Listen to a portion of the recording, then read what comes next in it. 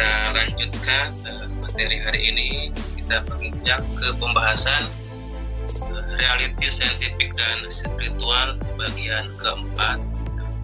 Untuk materi hari ini pembahasannya lebih mengarah kepada saintifik ya. Nah, kami kembali mengingatkan bahwa hidup dan kehidupan ini merupakan belajar ya, ataupun pembelajaran ya. Maka ada yang disebut dengan sekolah kehidupan. Jadi hidup dan kehidupan ini merupakan proses belajar. Supaya apa? Supaya jiwa kita ini terdidik. Kita mendidik jiwa kita. Jiwa ini sebuah akar ya. Akarnya. Ketika kehidupan ini dipenuhi dengan badai gitu kan. Kehidupan penuh dengan badai. Nah, kan tentu banyak terpaan gitu kan. Untuk itu maka proses belajarnya jiwa ini supaya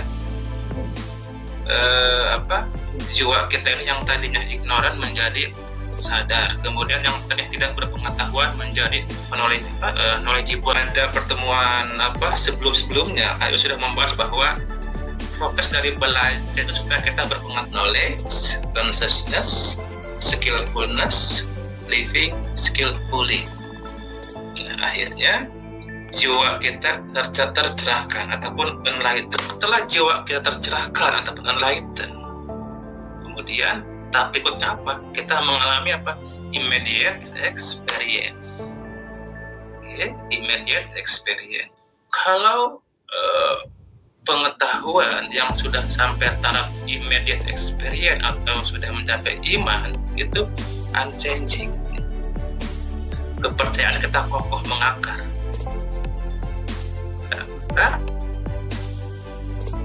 Hasil dari semua pembelajaran kemudian menghasilkan knowledge dan consciousness, maka hasil akhir dari semua itu adalah kita menghasilkan iman.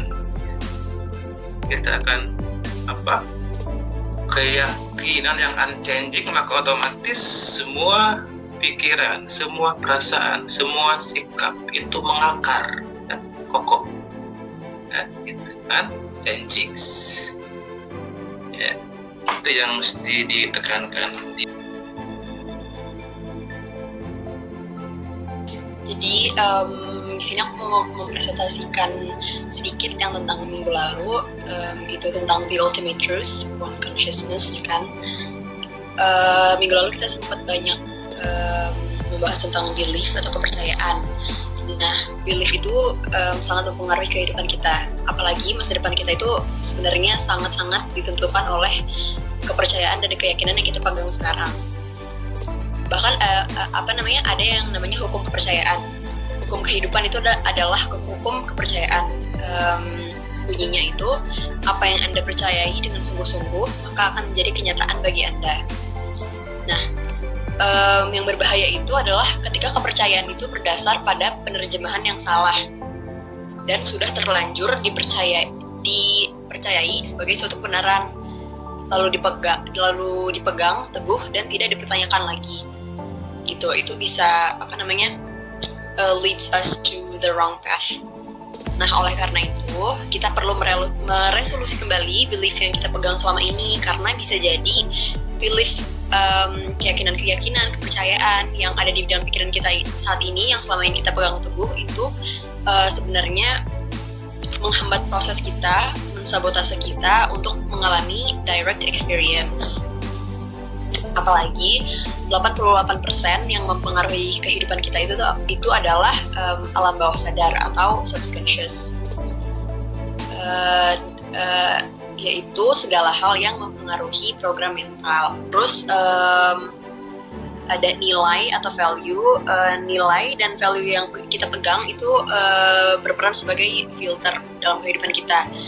Di saat ada nilai baru yang kita dapatkan, kita tuh menggunakan nilai untuk mengevaluasi tindakan-tindakan yang kita lakukan tentang belief, kepercayaan, dan hubungannya dengan self-concept kita, atau bagaimana cara kita memandang diri sendiri. Nah, cara pandang kita terhadap diri sendiri itu diperoleh dengan diperoleh dari pengalaman, interaksi kita dengan sesama manusia, interaksi kita dengan lingkungan, terus juga oleh pengaruh orang-orang penting, orang-orang yang berperan penting dalam kehidupan kita. Jadi contohnya kayak perasaan tidak yakin kepada diri sendiri, itu berakar pada self-concept atau cara pandang terhadap diri kita sendiri yang jelek gitu. Jadi kita sering merasa tidak cukup berharga untuk mendapatkan hal-hal yang kita impikan gitu.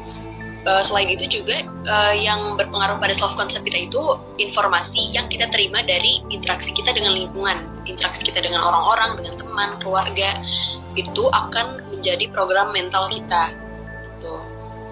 Nah, sebenarnya informasi-informasi itu semuanya netral, tapi kita seringkali keliru dalam menerjemahkan informasi-informasi yang kita dapatkan dari interaksi kita tersebut. Nah, inilah yang bahaya karena ini bisa menjadi obstacle dan mental block gitu. Jadi kita sering merasa takut, cemas, gelisah, kita sering merasa tidak berharga, terus kita sering merasa mendapatkan penolakan dan lain-lain gitu. Itu adalah hasil program pikiran yang berada di alam bawah sadar kita. Nah, itulah kita perlu mempertanyakan kembali kepercayaan, keyakinan yang kita yakini selama ini. Apakah mereka sebenarnya mensabotase gitu? Kalau misalnya iya, maka disitulah kita harus menghilangkan belief yang mensabotase tersebut. Di slide ketiga itu ada yang namanya The Ocean of Mind dan Transcendental Meditation. Nah, pikiran itu seringkali disimbolkan atau dilambangkan dengan lautan. Pikiran kita yang berada di permukaan itu bagaikan ombak dan riak-riak di samudra yang seringkali dianggap berbeda dari samudra itu sendiri. Jadi seakan-akan kesadaran mental kita jadi seakan-akan pikiran kita itu terpisah gitu. Jadi seringkali kita itu terfokus pada pikiran atau mental gitu. Kita berbeda, kita sering berpikir bahwa kita itu terpisah dari alam. Padahal sejatinya diri kita, sejatinya kesadaran kita itu adalah samudra itu sendiri yang sebenarnya di dalamnya deeper levels itu sangat-sangat tenang, damai gitu. Jadi kayak di samudra itu seringkali di permukaan samudranya itu kayak banyak ombak, banyak riak-riak, banyak badai. Jadi kita sering berpikir kayak kita pusing sendiri gitu sama pikiran kita. Padahal kalau kita mau mengakses deeper levels of ourselves itu sebenarnya sangat tenang gitu. Nah, itulah jika kita bertindak based on pure consciousness, kesadaran kita yang murni, maka segala pikiran kita, perasaan kita, dengan tindakan kita itu akan sinkron gitu. Nah, gimana caranya biar bisa mencapai kesinkronan tersebut? Gimana caranya biar kita bisa mencapai pure consciousness?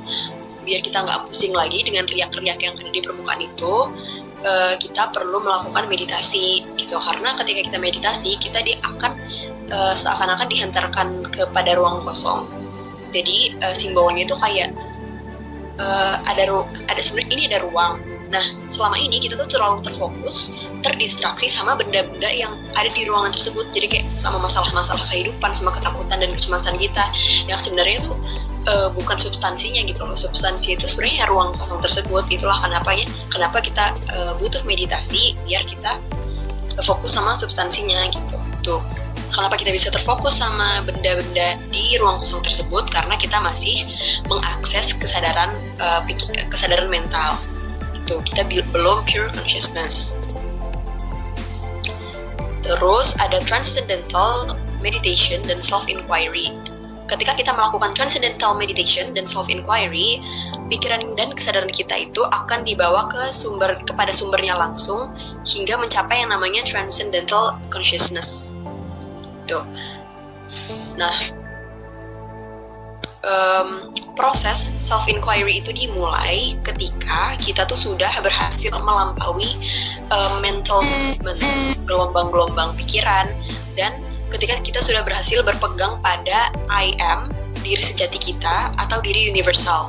Disitulah kita memulai proses self-inquiry.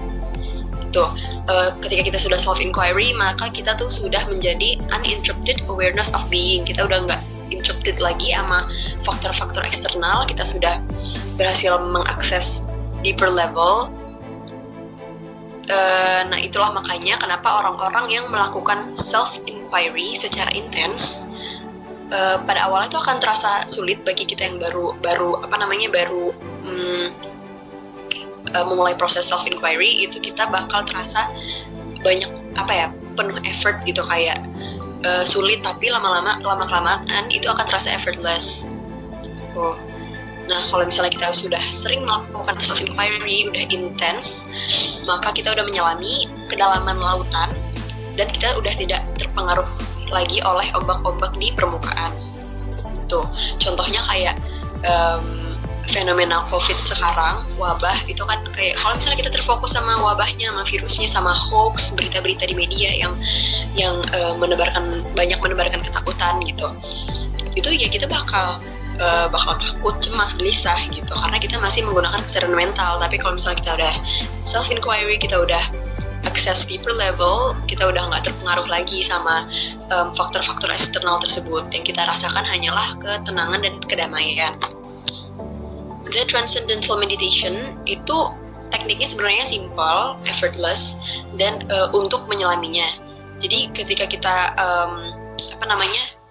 melakukan Transcendental Meditation, kita tuh akan menyelami ocean, samudra of pure consciousness, pure creativity, pure knowingness. Jadi disitulah kita akan mengakses kesadaran, banyak kreativitas yang menghasilkan ide-ide brilian dan banyak pengetahuan gitu. Namun untuk dapat pure consciousness, kita itu memerlukan energi yang sangat besar, energi 99%.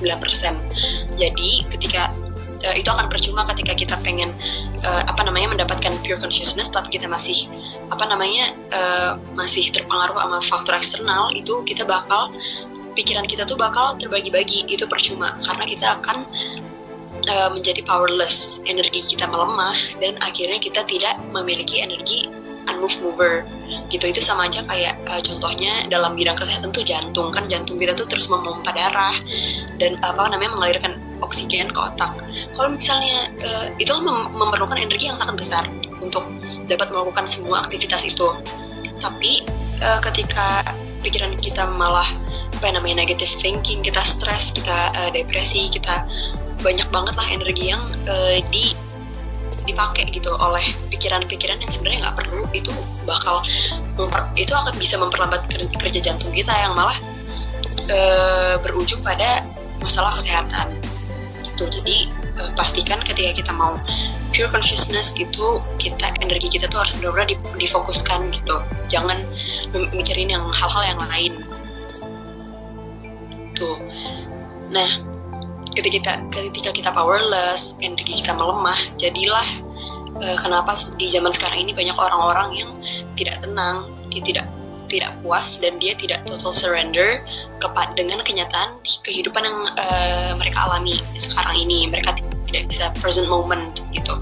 Mereka tidak bisa menikmati nggak enjoy sama present moment yang sekarang gitu. Terlalu banyak ngabisin energi di pikiran-pikiran di future, past gitu, bolak-balik ke masa depan, masa lalu, padahal itu tuh sangat menguras energi kita gitu. Itulah pentingnya pure consciousness agar kita dapat menikmati present moment gitu yang sekarang gitu. Nah, dengan kita realize God, kita sadar gitu, self realization, kita pure consciousness, itu dapat menjadi supply energi bagi kita, supply energi bagi imajinasi kita, rasio kita, logika kita. Itu tuh akan mendapatkan supply energi ketika kita sudah berhasil pure consciousness gitu. Udah guys.